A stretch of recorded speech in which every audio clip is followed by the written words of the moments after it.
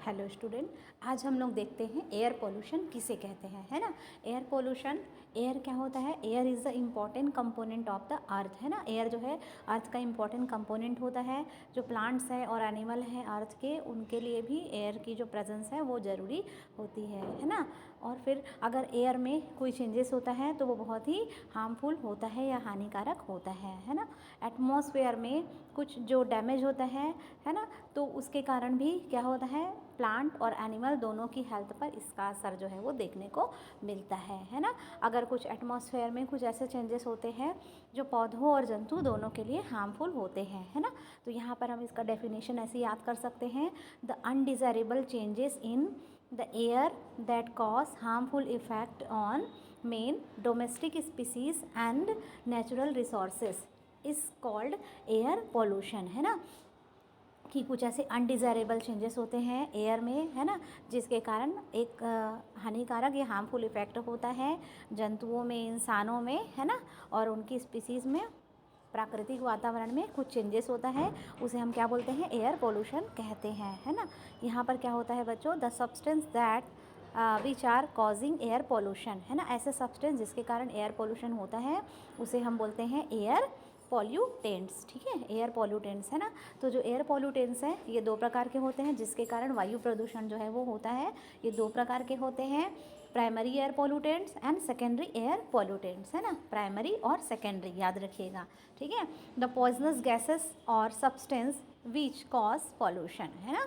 जहरीले जो गैसेस रहते हैं, है ना, ये क्या गैसेस और सब्सटेंस जो है एयर पोल्यूशन का कारण बनते हैं, जो कि डायरेक्टली या इनडायरेक्टली कहीं से किसके जरिए भी वायु में इंट्रोड्यूस किए जा सकते हैं, मतलब वायु में अंदर प्रवेश करते हैं, है ना। अगर डायरेक्टली कोई आता है तब हम उसको प्राइमरी एयर पोल्यूटेंट्स कहते हैं, है ना। जैसे कि SO2 है ना, और पेंजोरो पायरेजीन है ना, बेंजो पायरीन, है ना, और है आपका जो कि सिगरेट के स्मोक से निकलता है, NH3 है, CO है, लेड है, नाइट्रोजन ऑक्साइड है, और सम प्राइमरी एयर पोल्यूटेंट्स हैं जो कि क्या करते हैं, जिनके प्रेजेंट के कारण कई बार क्या होता है, सनलाइट में जिनके प्रेजेंट के कारण मोस्ट हार्मफुल या पावरफुल पोल्यूटेंट्स हैं, है ना। और ऐसे कुछ अलग जो अपना इनडायरेक्ट इफेक्ट करते हैं उनको हम लोग क्या बोलते हैं? They are called secondary air pollutants, है ना। एग्जाम्पल है P3 aldehydes, peroxide, per acetyl nitrate, जिसे हम पैन कहते हैं, PAN पैन कहते हैं, सल्फ्यूरिक एसिड, नाइट्रिक एसिड, है ना। तो ये सब जो है इनको हम फोटोकेमिकल स्मोक भी कहते हैं। एयर पोल्यूटेंट जो है इनको दो भागों में बांटा गया है ना। पहला है प्राइमरी एयर पोल्यूटेंट्स, है ना, और दूसरा होता है सेकेंडरी, प्राथमिक और द्वितीयक, है ना।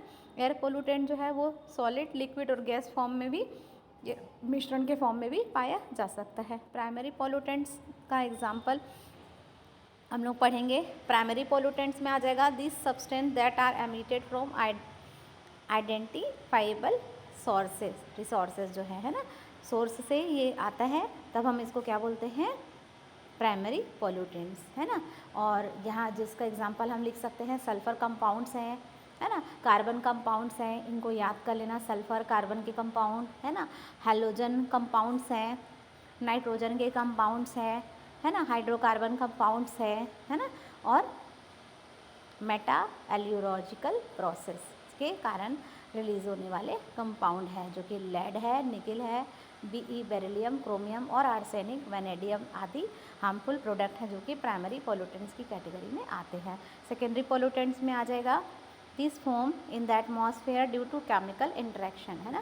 केमिकल इंटरेक्शन से बनने वाले प्राइमरी पोल्यूटेंट्स के बाद जो with the normal atmospheric constitute, है ना, इसमें आ जाएगा नाइट्रोजन ऑक्साइड, हाइड्रोकार्बन, है ना, इन ऑटोमोबाइल के जलने से, एग्जॉस्ट होने से, है ना, सनलाइट में ये नए टॉक्सिक सब्सटेंस का फॉर्मेशन करते हैं जिसको हम बोलते हैं पैन भी कहते हैं। Nitrogen oxide, hydrocarbon UV light की प्रेजेंस में क्या बनाता है? पैन बनाता है ना, प्लस O3 ओजोन, है ना। PCBS क्या है? पॉलीक्लोरोनेटेड बाईफिनाइल्स, है ना। तो इसको क्या बोलते हैं? PCBS बोलते हैं, है ना। इसका यूज़ जो है इंडस्ट्रियल सॉल्वेंट के रूप में होता है ना, और प्लास्टिसाइजर्स भी हैं, है ना। ये भी हमारे एटमॉस्फेयर में एंटर हो जाता है ना। एंटर होने के बाद और ये क्या होता है, ये भी हार्मफुल रोल प्ले करता है ना। अब रिसोर्सेज के बारे में हम बात कर लेते हैं कि कौन कौन से सोर्स से एयर का जो पॉल्यूशन है वो होता है। तो इसमें सोर्स आ जाएंगे, एग्रीकल्चर के थ्रू भी जो पॉल्यूशन है वो होता है, डस्ट के थ्रू होता है, इंडस्ट्रीज़ के थ्रू होता है, ऑटोमोबाइल्स के कारण होता है, जो गाड़ियाँ चलाते हैं, है ना। तो जब गाड़ियाँ चलाते हैं तो combustion of petrol and diesel, है ना, ऑटोमोबाइल जो है प्रोड्यूस करते हैं एयर पॉल्यूटेंट्स, है ना। और एटॉमिक एक्सप्लोजन के कारण भी होता है, एटम बम की टेस्टिंग के कारण भी पॉल्यूशन जो है वो कॉज होता है ना।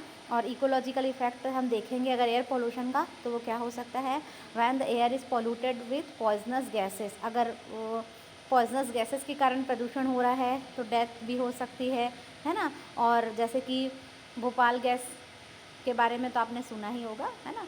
और बहुत सारा हार्मफुल इफेक्ट भी हो सकता है, ठीक है बच्चों। अब इसके बाद हम लोग पढ़ते हैं control of air pollution. The control of air pollution में हम लोग पढ़ेंगे the emission of exhaust from automobile, है ना, कैन बी रिड्यूस्ड, है ना। कैसे हम रोक सकते हैं, तो हम रोक कैसे सकते हैं बच्चों, कि जो ऑटोमोबाइल्स हैं उनसे निकलने वाला जो प्रदूषण है उसको हम कम करने की जो डिवाइस है उसका इस्तेमाल कर सकते हैं, है ना, जिसमें हम positive crane crash and ventilation valve and analytic converter का भी यूज़ कर सकते हैं, है ना। इलेक्ट्रोस्टैटिक प्रेसिपिटेशन जो भी है वो भी क्या करता है, रिड्यूस करता है स्मोक को और डस्ट को, इंडस्ट्रीज से निकलने वाला जो धुआं है ना, उसको ये क्या कर सकता है, रिड्यूस करता है। इसका नाम क्या है, इलेक्ट्रोस्टैटिक प्रेसिपिटेटर, ठीक है। फिर है गैसेस पॉल्यूटेंट्स जो हैं उनको क्या करते हैं, राइजिंग फ्रॉम इंडस्ट्रीज, है ना, जो गैसों से गैसेस फॉर्म में निकलने वाले जो पॉल्यूटेंट्स हैं वो इंडस्ट्रीज से निकलते हैं, कैन बी रिमूव, है ना, by differential solubility of gases in water, है ना। तो इनको हम कई बार इनको पानी के साथ डिज़ोल्व करके, है ना, उनकी विलेयता के आधार पे भी हम इनको क्या कर सकते हैं, रिमूव कर सकते हैं, ठीक है।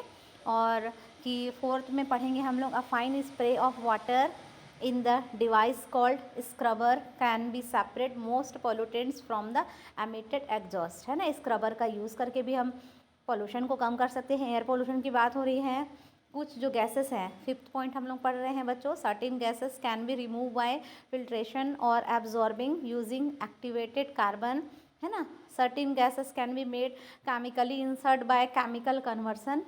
सेवंथ है application of chemical pesticide should be minimized by using alternative called biopesticides, है ना। और atomic weapons should be rejected. यहाँ पे क्या करना है बच्चों, अपन को क्या करना है, एटॉमिक वेपन को रिजेक्ट करना है ना। और फिर radio active substance should be buried safely in the soil, है ना। उनको क्या करना है, रेडियो एक्टिव जो सब्सटेंस होते हैं उनको बहुत अच्छे से सॉइल में दबा देना है, या उनको हम डिग करके बर्ड करके उनको हम सेफली एग्जॉस्ट कर सकते हैं ताकि वो वातावरण में ना मिले।